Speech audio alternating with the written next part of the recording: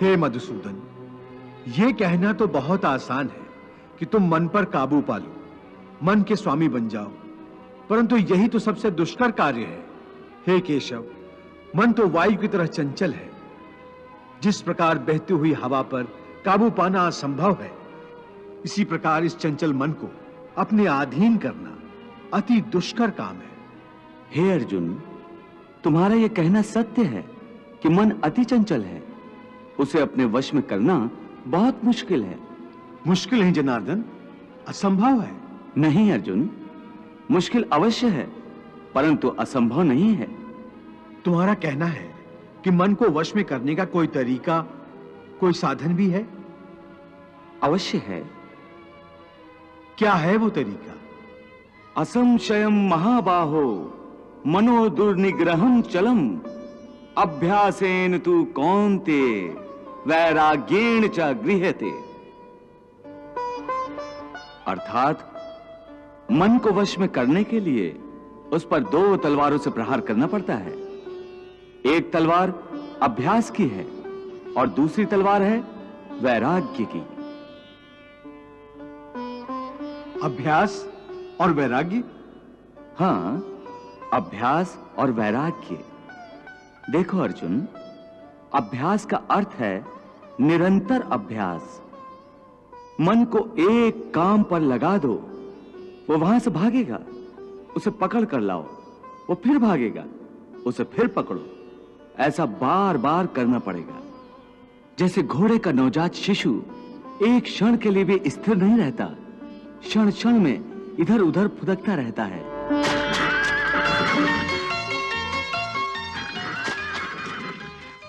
उसी प्रकार मन भी क्षण क्षण में इधर उधर फुदकता रहता है। एक चंचल घोड़े की तरह मन भी बड़ा चंचल होता है, और ऐसे चंचल मन को काबू करना उतना ही कठिन है जैसे किसी मुंहजोर घोड़े को काबू करना।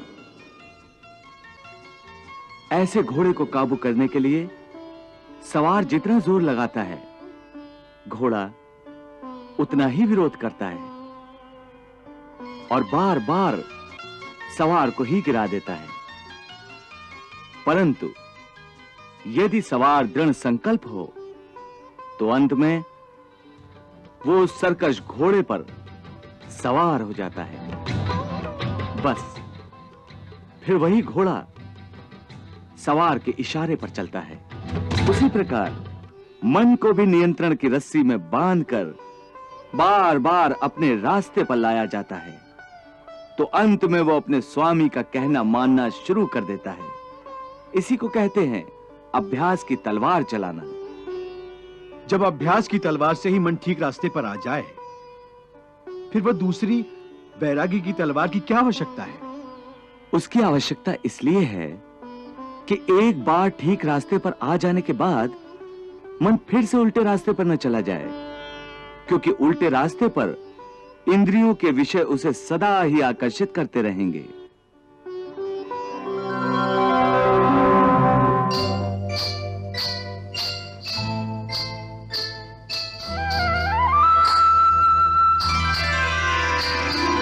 मिथ्या, भोग, विलास और काम की तृष्णा उसे फिर अपनी ओर खींच सकती है।